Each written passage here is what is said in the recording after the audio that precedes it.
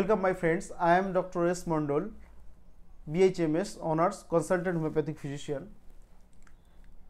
এই বেশ কিছুদিন হলো আমি আমার যে YouTube channel doctor S Mondal official সেখানে লাইভ সেশন স্টার্ট করেছি। বেসিক্যালি এখন সপ্তাহে 3 দিন হচ্ছে, রবিবার, সোমবার এবং বুধবার।